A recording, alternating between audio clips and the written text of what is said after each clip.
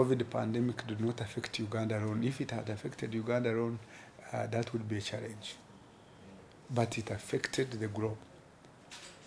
Australia just opened the other day. Australia had refused its people, its own people, citizens from who had been in New Zealand from entering Australia, and also its relatives from New Zealand from visiting Australia. So they opened recently.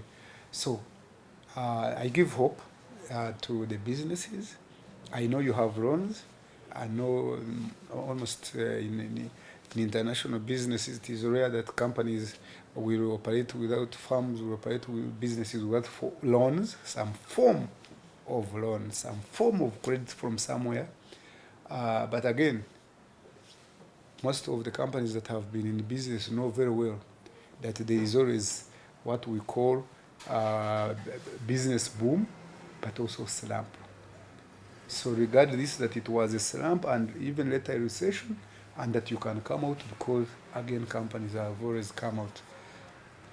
Britain and the global world, at one time, after the many wars they were fighting, they got a very serious recession.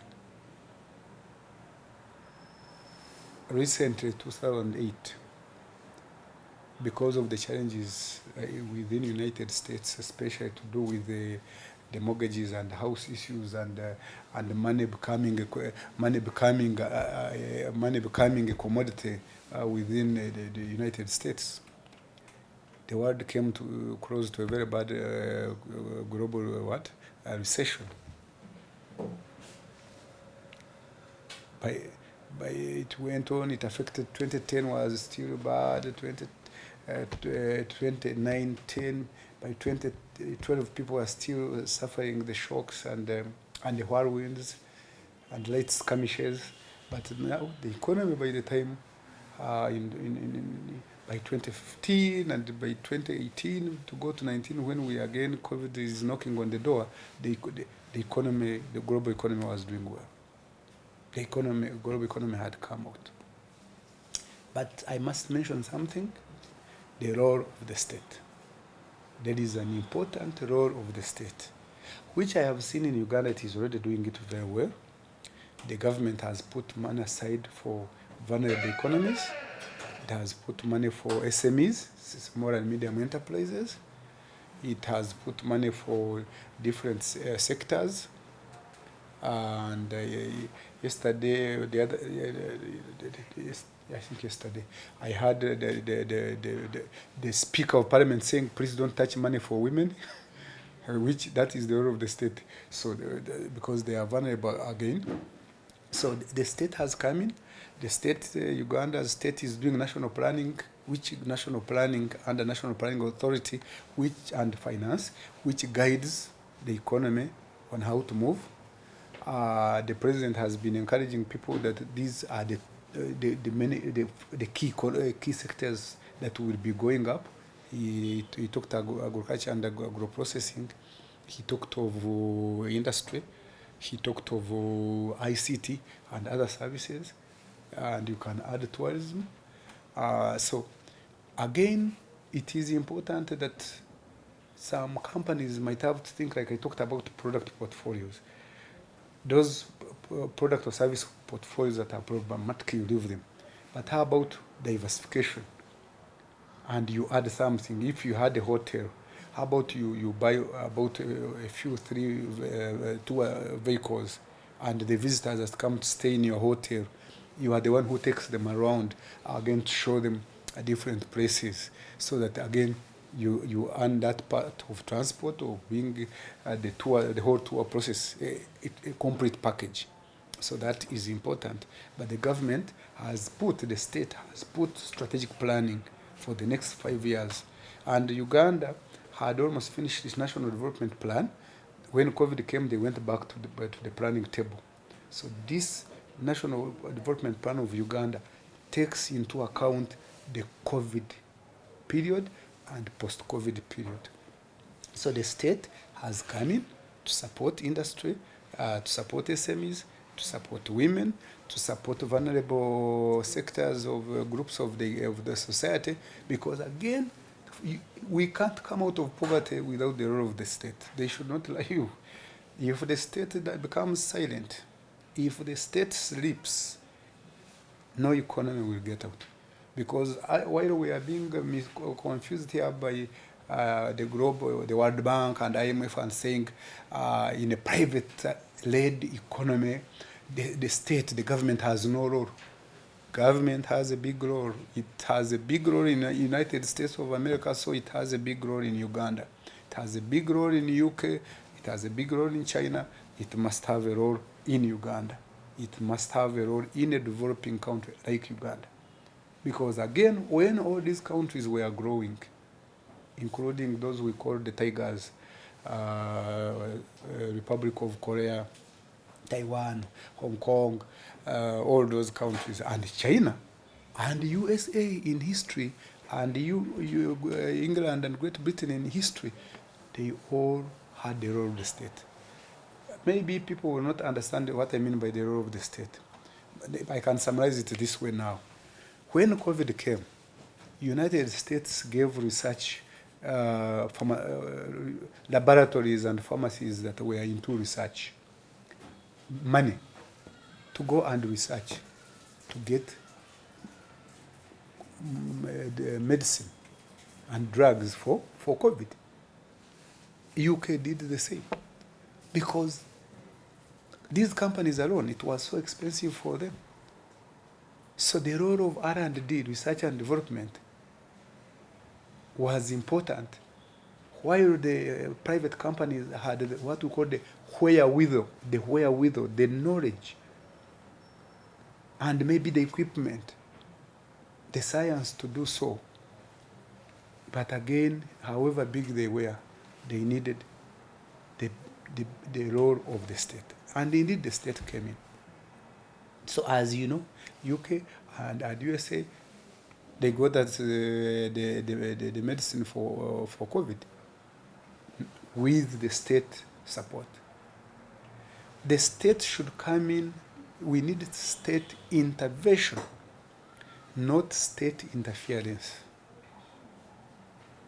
You know, the era of state economies, and there are many other names, has gone.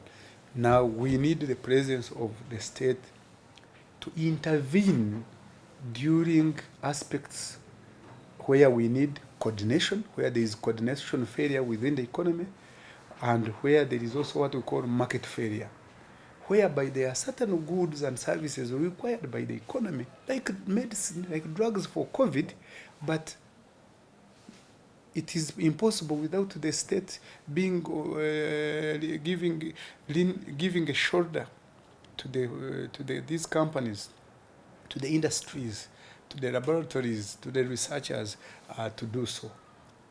So it is so important, the role of the state. But also the other role of the state is that sometimes there are things that the private sector cannot do. For example, the private sector has failed or has shied away many times from doing what?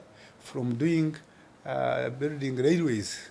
So the state has to come in and provide the railways, since we know the railways are very important.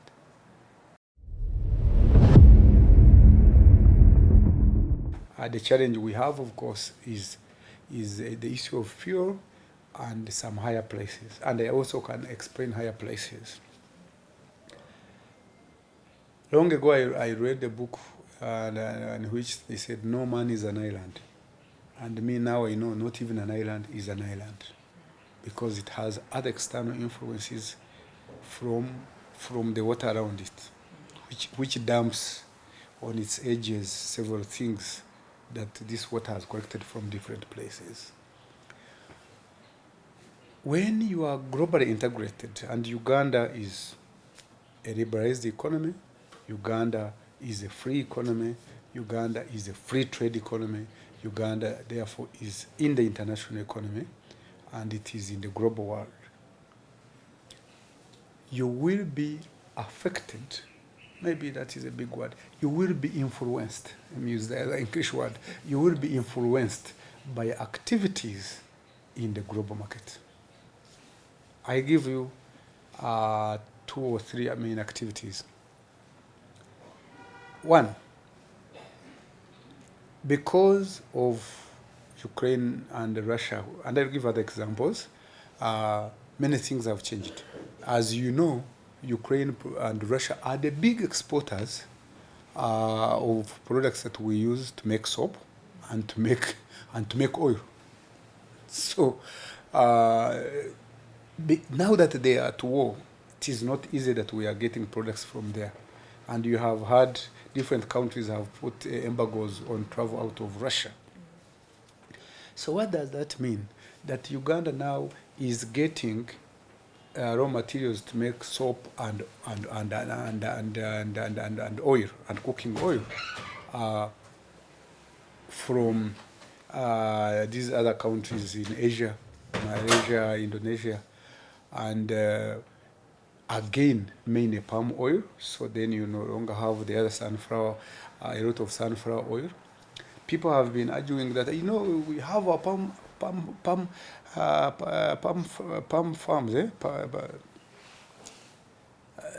Our palms are just over 7,000. Are they acres or hectares? I think even they are acres. And you look at Indonesia, which has like more than 40,000 to square miles and what. But then again, remember that now even other countries are competing for palm oil from these main countries in Asia. In domestically, also those 2 countries, these countries, the main producers and the other small producers there also consume the same, because they also want soap, they also want cooking oil. So what does that mean? That the raw material becomes very expensive. Now it is also affected by transport, because again fuel has become expensive because again of the same challenges, the same crisis in Ukraine and Russia. Again, those who buy and retail oil, petroleum products will find it expensive. And as you know, when you are looking at the cost of production of a good, these are some of the key things you look at. You look at the costs of production. One of them is transport. So you have to transport the raw materials from wherever they are to Mombasa, from Mombasa or to Dar es Salaam, again to Uganda, to the factories. Again, you have to transport these produced goods to the market.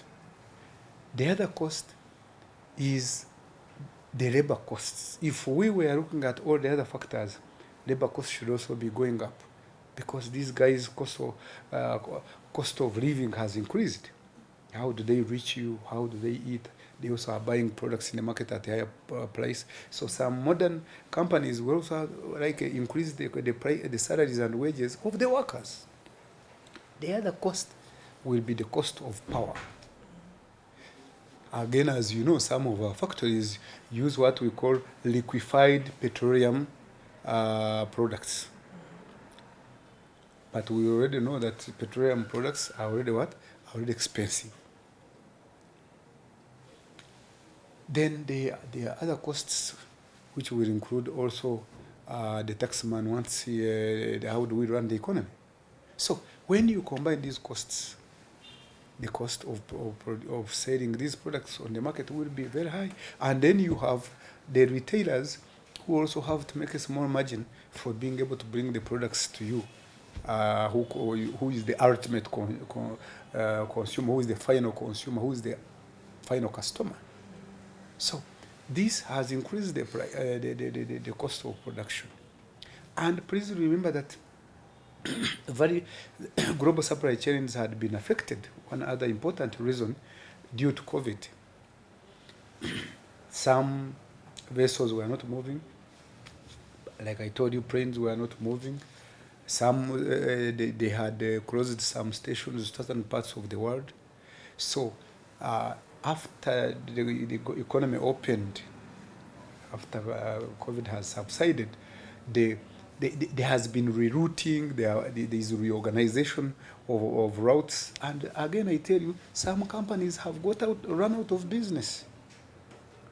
So again, sometimes the movement around the globe has changed. So this has affected the prices of products here in our country.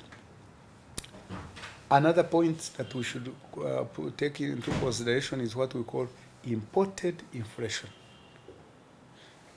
Because already even countries like America now has its levels of inflation has gone up, and some Asian countries, including India and others, and in China, they have had challenges with inflation domestically because, again, of factors, what we call structural factors, which have to do with how farms operate, with how they reorganize logistics, with how they get raw materials, with how they process them. So this imported inflation, when you buy from a country which is already experiencing a rise in inflation, you have imported their inflation. Even the prices you face in that market are also up to tender with inflation. So you bring that inflation, you bring it to your country. So when you hear the word imported inflation, you are importing already raised prices from other countries. But Uganda, since it is globally integrated, we don't produce everything we consume we don't produce everything we consume and be self-sustaining, because not even big countries like America and China and India, some of these big countries can do that. So we have to import. And like, what do we import? We import capital goods, we import machines, equipment used in factories, we import raw materials for our factories, we import logistics equipment, we import technology, we import sometimes even skilled labor. All these, we import them. So some of the inflation we import is in those important imports that we have to bring. But also we import consumer goods. It has not stopped people from buying these small vehicles, Wish, Rahu, Murahu, Pfizer, and many small things we see on the streets. We are importing them. So this imported inflation will again be reflected in the prices in the economy. But it is not doom and gloom. No. Again, the economy of Uganda has been resilient because, again, we will be producing these goods and still selling them. What it means is that sometimes some people and farms and companies might have to consume less than what they were consuming before, but it will not mean that they will stop consuming. That is important. And that brings me to the other point of saying, live within your means. Please live within your means, because if you don't, you will end up very badly.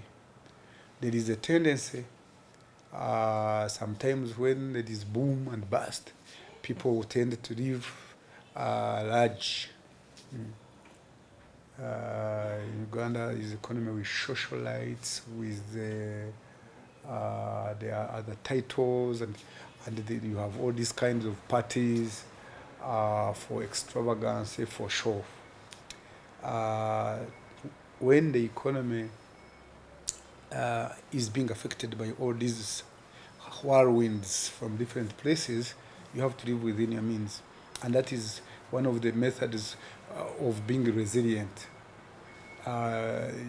You might have to reduce the many days you have been eating meat in your home, because maybe also meat, and I'm not against meat, Maybe the dietitians maybe have advised that you should eat less, so it might make you even more healthier, more natural, more okay to do more work for our society, and you live longer. But the point I'm trying to underscore is that living within your means, rethink your budgets. You have school fees. You still have to look after many people in society, because Ugandan system is that not everybody is looking after somebody else, relative, friend, or community. But also you have to keep doing what you are doing. If you are a farm, a company, you have to keep doing business, but you have to rethink of how you do it. If you have been driving 3 vehicles, maybe now you park one. It takes the two people from the same family, from the same household, to go and work. One waits for another. Waiting is a cost, but maybe it might not be as expensive as having 2 vehicles. I have seen at petrol station, fuel is 5,400, and for petrol, and 5,300 for diesel. It is the first time I've seen that diesel and petrol, the difference is only a difference of one. Just one is 5,400, another one is 5,300. That is the difference of 100. Normally diesel is always so lower by, sometimes it has even been, the difference has been 1,000. But one thing I tell you, once this has ended, the prices will go back. The prices will go back, I can assure you.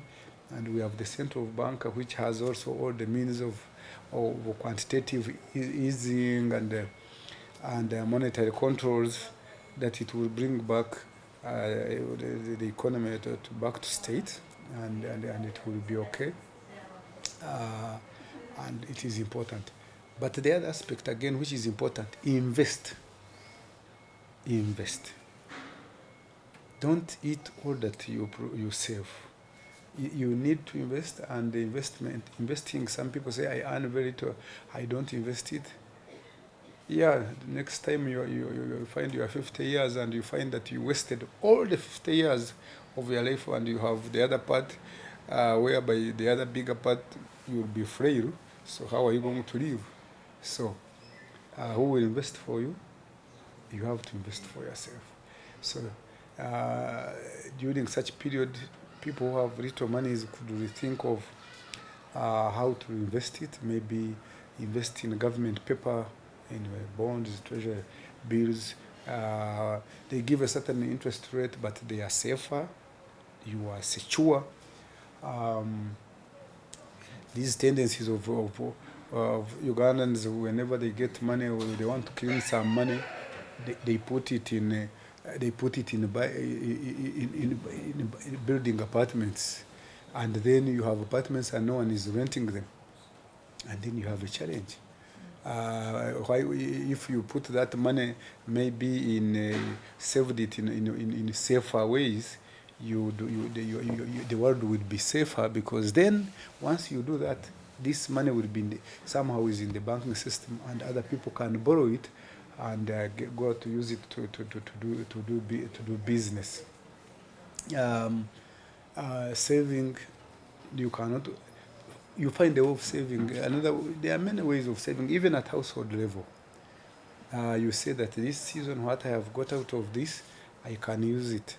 I know I was interacting with some young men during this COVID. One of them had just 1 acre of land, and he did tomatoes, and he got 15 million over and above what he had done. Over and above the investment. Have something to sell there. The other important aspect, and I am happy again, the economy is getting diversified in terms of how we bank our money. We have now mobile money. We have mobile interfaces, platforms where you can have money, that even those who don't have physical bank accounts, in banks. And as you know, banks, we have now more banks, and they are in different places, can have money in one form or another. People are being paid using mobile money. You send your products to Sandra, and Sandra pays you back through mobile money. So we are getting diversified, and I think if we work hard, I don't think I'm a speculator, and I'm not a conspiracy theorist. And sometimes I fear saying it because I have not done a very good analysis. I'm yet to finalize it. So whoever is listening to me, say there is an element of assumption, an element of intuition, and little analysis. In the next 20 years, Uganda can be a prosperous country. And this goes for even in any other African country. Because where we have reached, COVID had affected us. You know, we were working at 6%, even above 6% for over 30 years of GDP. America, for more than 150 years, has been working at only at around 1.2 to 2%. So we were at 6%. So we were doing marvelously well. And I have no doubt that we will be around 5% and above for the next maybe 2-3 years. And once that happens, again, that is marvelous, especially knowing where we have come from. The evening and night economy has come back. Some people are making 30 million to 50 million every night from bars and restaurants at night, especially over the weekends. I have asked a few different places, and they are making 30 to 50 million on Saturday, on Friday, sometimes on Sunday. And of course, what does that mean? That means those restaurants and bars are creating employment, because there are these people who work in those restaurants and bars. There are these people who play music in those restaurants and bars. There are these people, there are these companies, the breweries that supply the beers, the beverages that supply the sodas, those who sell food products to these places. Because as people while the night away, they are eating and drinking. They are not only drinking. They are people who transport these companies and people who transport these people to these places. So, and then the government is getting taxes through the different people. So that part is going to contribute a lot again. So when you get the evening and night economy, and you add agriculture is back, you add manufacturing is back. Any economy in the world, after if all factors continue as well, if the economy, the challenge is that now we are facing the vagaries of international pressures and influences from the big boys fighting wars and proxy wars in different places, which is affecting the global economy. But otherwise, any business, any economy can recover in 3 to 5 years, in 5 to 3 years. Let me use a manufacturing concern or company or firm or business as an example. The assumption is that this business, the fixed factors, unfortunately, the fixed factors, you must keep paying, meeting those costs. If you had a building, the building is already there. If you had machines, you need to re-oil them. You need to splash dust out of them and oil them and these were fixed factors. And one assumption is that you already bought them.